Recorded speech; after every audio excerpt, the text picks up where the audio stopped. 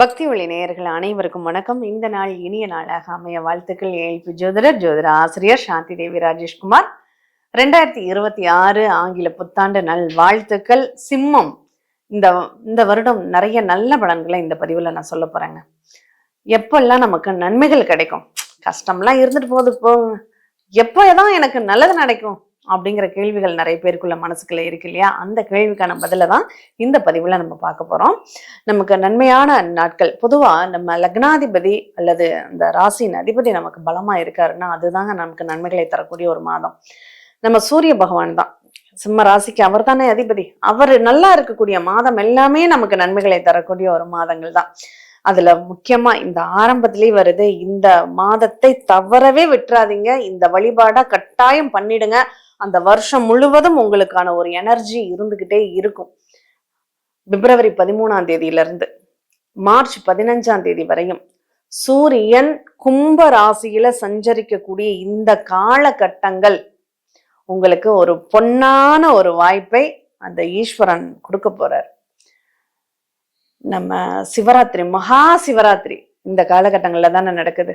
இந்த மகா சிவராத்திரிய நீங்க வழிபட்டு அந்த சிவபெருமானுடைய அனுகிரகத்தை மட்டும் அடைந்து அவருடைய விருப்பத்திற்கு பாத்தியமா மாறிட்டீங்கன்னா இந்த வருடம் முழுவதும் சூரியனுடைய ஆட்சி பெற்ற வருடம் இது. அதனால ரொம்ப அற்புதமான பலன்களை இந்த வருஷம் ஆரம்பத்துல நீங்க இந்த பண்ணக்கூடிய இந்த ஒரு வழிபாடு உங்களுக்கு அந்த வருஷம் முழுமைக்கும் ஒரு நல்ல எனர்ஜிவா உங்களை வச்சுக்கும் அப்படின்னு சொல்லலாம். அப்போ இந்த மகா சிவராத்திரிக்கு நீங்க விரதம் இருந்து அந்த ஈஸ்வரனை வழிபாடு பண்ணுங்க. இந்த சிவராத்திரிக்கு நிறைய பேர் செய்யக்கூடிய ஒரு தவறு என்ன, அதாவது அவங்க பிரியத்தினால, சிவனுடைய பிரியத்தினால செய்யக்கூடிய ஒரு நிகழ்வு மற்றவர்கள் விரதத்தை பங்கப்படுத்தக்கூடியதாக அமைஞ்சிடுது அப்படிங்கறதான் சொல்லணும். இந்த சிவராத்திரி அன்னைக்கு நம்ம சிவ ஆலயங்களுக்கு நிறைய போகணும்.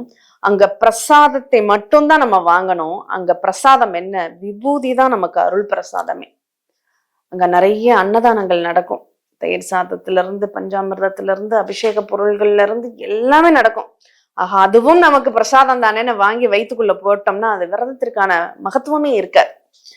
அதனால அந்த அன்னதானம் போடுறவங்க தயவு செஞ்சு நைட்டு வேலைகள்ல போடாதீங்க, பகல் வேலைகள்ல போடுங்க. நைட்ல அந்த நிர்மலமாக அந்த வயிறு காலியா இருக்கும்போது, 6ஆம் இடம் காலியா இருக்கும்போது, நம்ம ஜோதிடத்துல நம்ம வயிறுங்கிறது 6ஆம் பாவங்க. இந்த 6ஆம் வீடு காலியா இருக்கும்போது நம்ம இறைவனை, பகை இல்லாத ஒரு சூழ்நிலையில இறைவனை வணங்கினால் மட்டும்தான் அந்த பக்தி நமக்குள்ள இருக்கும். அப்படிங்கிறதுக்காக தான் விரதம் இருக்கணுங்கிற ஒரு உன்னதமான வழிபாட்டையே கொண்டு வந்தாங்க. அப்ப அந்த 6வது வீடு காலியா இருக்கும்போது, வயிறு நம்ம காலியாக இருக்கும்போது அந்த இறைவனை பிரார்த்தனை செய்யுங்கள். இந்த சிவராத்திரி, மகா சிவராத்திரி விரதத்தினை பூர்த்தி செய்யுங்க. கண்டிப்பா உங்களுக்கு இந்த சூரியனுடைய, அந்த சிவபெருமானுடைய அனுகிரகத்தால இந்த சூரியன் கும்பராசியில் பயணிக்கக்கூடிய இந்த காலகட்டங்கள்ல ஆரம்பிச்சு அடுத்து அந்த சூரியன் மிதுனத்திற்கு வரும்போது ஒரு அபரிமிதமான ஒரு லாபத்தை சந்திப்பீங்க. எப்போ அந்த மிதுனத்துக்கு வர்றாரு தெரியுமா? அந்த ஜூலை மாதம் 15ஆம் தேதி, ஜூன் 15ல இருந்து ஜூலை 15ல மிதுனத்தில் சூரியன் சஞ்சரிக்கக்கூடிய காலம். அந்த மிதுனத்திற்கு அதிபதியான புதனும் அங்க அந்த ஜூன் 29 வரையும் அங்கதான் இருப்பாரு. அந்த காலகட்டங்கள் சூரியன் புதன் இணைந்து புதாதித்யமாக அங்க லாபம், மகிழ்ச்சி, சந்தோஷம், பேரின்பம், பெரும் மகிழ்ச்சி அப்படிங்கறதெல்லாம் அனுபவிக்கக்கூடிய ஒரு காலமாக இந்த காலம் இருக்கு. இந்த காலத்தை நீங்க மிஸ் பண்ணிடாதீங்க.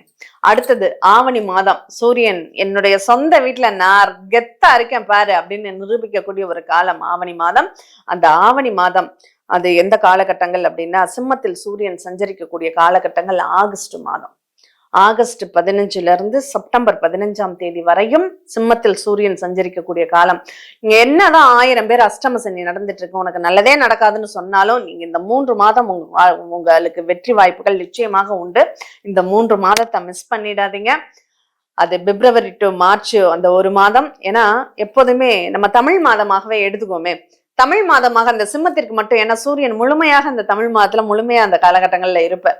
அதனால தமிழ் மாதமாக எடுத்துட்டா மாசி மாதம், ஆனி மாதம், ஆவணி மாதம், இந்த 3 மாதங்கள் தவறாமல் உங்க வாழ்க்கையில ஒரு நல்ல நன்மையான நிகழ்வுகள், முக்கியமான நிகழ்வுகள், அதிமுக்கியமான அற்புதமான நிகழ்வுகள்லாம் நடக்கக்கூடிய ஒரு காலமாக இருக்கு. இடம், வீடு, சொத்து, சுகம், வண்டி, வாகனம், 16 செல்வங்கள்ல தனம், தானியம், புஷ்பம், புத்திரலாபம், வஸ்திரம், வாகனம் அப்படின்னு சொல்லக்கூடிய 16 திரவியங்கள் உங்களுக்கு நிறைவாக கிடைக்கக்கூடிய ஒரு ஆண்டாக இந்த ஆண்டு அமையணும்.